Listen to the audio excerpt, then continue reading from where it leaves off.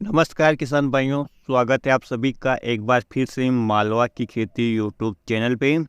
किसान साथियों, जैसा कि आपको पता है कि हमारी लहसुन की फसल में भी अनेक प्रकार के रोग लगते हैं और उन रोगों का उपचार करने के लिए या निदान करने के लिए हमें उनमें तरह तरह के स्प्रे करने पड़ते हैं। लेकिन किसान साथियों, लहसुन की फसल में रोग का स्प्रे करने से पहले रोग की पहचान करना बहुत ज़रूरी है।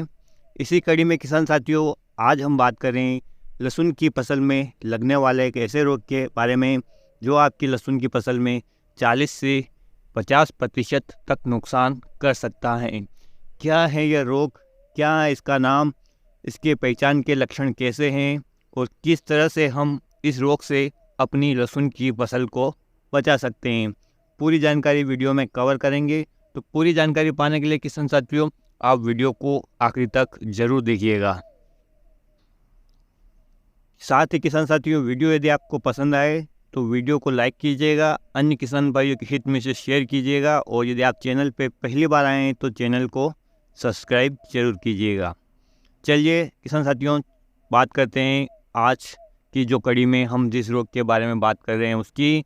इसका नाम किसान साथियों आप अलग अलग जानते होंगे। कुछ लोग इसे लहसुन का झुलसा रोग बोलते हैं तो कुछ लोग इसे स्टेम्पिलियम लीफ ब्लाइट के नाम से पहचानते हैं। किसान साथियों, यह एक फंगस जनित रोग है और स्टेम्पिलियम वेसिक्रियम नामक एक फफूंद के कारण होता है जो कि मिट्टी तथा पौधों के अवशेषों में जिंदा रहती हैं और यहीं से अपना इन्फेक्शन शुरू करते हैं और लगभग आपकी फसल में 40 से 50% तक नुकसान कर सकती हैं। किसान साथियों, अब बात करते हैं कि इस रोग के लक्षण क्या हैं। तो इस रोग के शुरू होते समय किसान साथियों आपको लहसुन की पत्तियों पर हल्के पीले रंग के घाव दिखाई देंगे जो बाद में सफ़ेद रंग के हो जाते हैं और चारों ओर से पीले रंग से घिरे हुए होते हैं।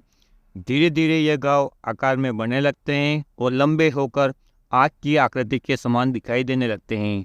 बाद में यह घाव हल्के भूरे या बैंगनी रंग के हो जाते हैं और नारंगी रंग से गिर जाते हैं।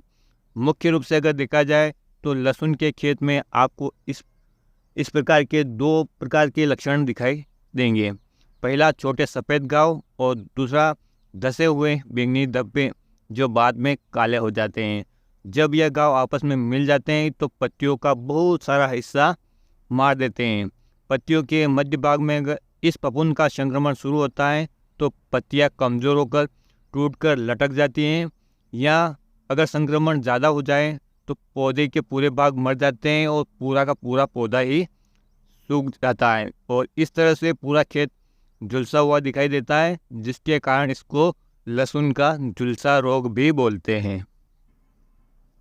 किसान साथियों, बात करते हैं कि ये रोग फैलता कैसे। तो जब आपकी लहसुन की जो पत्तियां होती हैं 16 घंटों से ज़्यादा भीगी हुई रहती हैं, यानी कि ओस ज़्यादा गिरती है या घना कोहरा जिन दिनों में छाया रहता है, उन दिनों में इस रोग के फैलने के पूरे चांस होते हैं। किसान साथियों, इसके जो लक्षण हैं वो एक अन्य बीमारी से मिलते जुलते हैं जिसे कि बैंगनी धब्बा रोग कहा जाता है और वह एक एल्टोनेरिया पोराई नामक फफूंद से होता है। इन दोनों रोगों की पहचान करने में बहुत से लोगों को दुविधा होती है क्योंकि दोनों एक जैसे ही दिखते हैं, लेकिन इन दोनों रोगों में एक बहुत बड़ा अंतर यह है कि इस स्टेम्पिलियम झुलसा रोग के घाव आखिर में काले हो जाते हैं, जबकि बैंगनी धब्बा रोग के धब्बे जो और गहरे बैंगनी रंग के हो जाते हैं। इस प्रकार आप इन दोनों रोगों की पहचान कर सकते। किसान साथियों, झुलसा रोग के लक्षण आपको आपकी लहसुन की फसल के तनों पर भी दिखाई दे सकते हैं, जो शुरुआत में हल्के पीले रंग के घाव के रूप में दिखाई देते हैं और बाद में बड़े और सफ़ेद हो जाते हैं। जैसे जैसे यह रोग बढ़ता है वैसे वैसे यह घाव और धंसने लगते हैं और इन घाव का रंग भी बदलने लगता है। यह घाव सफ़ेद से हल्के भूरे या बैंगनी रंग के हो जाते हैं और चारों ओर से नारंगी रंग से घिरे होते हैं। बाद में यह काले हो जाते हैं। आइए अब जानते हैं कि कैसे इस रोग की रोकथाम की जाए। तो सबसे पहले किसान साथियों, इस रोग से ग्रसित फसल के अवशेषों को इकट्ठा करके जलाकर नष्ट कर देना चाहिए। 2 से 3 साल तक का आपका फसल चक्र अपनाना चाहिए, जिससे कि इस रोग के जो बीजाणु हैं वो वहीं पर समाप्त हो जाए। किसान साथियों, आपको इस प्रजाति की सभी प्रकार की फसलों का फसल चक्र अपनाना चाहिए। ऐसा नहीं है कि आपने लहसुन नहीं बोया तो वहाँ पर प्याज लगा दिया, क्योंकि प्याज में भी यही बीमारियाँ फैलती हैं। किसान साथियों, खेतों में पानी भरा न रहे, इसलिए पानी निकालने के जल निकास की अच्छी व्यवस्था रखना आपको चाहिए। और ज़्यादा पास पौधे नहीं लगाना चाहिए, यानी ज़्यादा घनी फसल आपको नहीं लगाना चाहिए। और जब आप लहसुन की बुआई कर रहे हो तब आप बीजों को उपचार जरूर करें।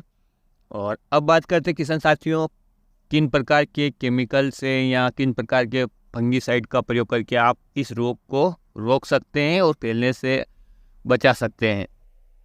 किसान साथियों, पहले मैं आपको टेक्निकल नेम बताऊंगा और उसके बाद ये टेक्निकल आपको किन प्रोडक्ट में मिलेंगे उसके बारे में भी बताऊंगा। तो पहला जो टेक्निकल है किसान साथियों, वो आता है एजोक्स्ट्रोबिन 18.2% प्लस साइपेरोकोनाजोल 73% की मात्रा में। और दूसरा टेक्निकल है किसान साथियों, एजोक्स्ट्रोबिन 18.2% की मात्रा में प्लस इसमें आता है डिफेनाकोनाजोल 1.4% एससी की फार्मूलेशन में आता है। तीसरा टेक्निकल है किसान साथियों, एजोक्स्ट्रोबिन 11% की मात्रा में प्लस टेबुकानाजोल 18.3%, ये भी एससी फार्म में आता है। और एक अन्य टेक्निकल आता है कॉपर ऑक्सीक्लोराइड, जिसे आप ब्लू कॉपर के नाम से भी जानते हैं। किसान साथियों, बात करते हैं कि ये आपको किन टेक्निकल ये टेक्निकल हैं ये आपको किन प्रोडक्ट में मिलेंगे, बाज़ार में किस कंपनी के आते हैं, उसके बारे में चर्चा करते हैं।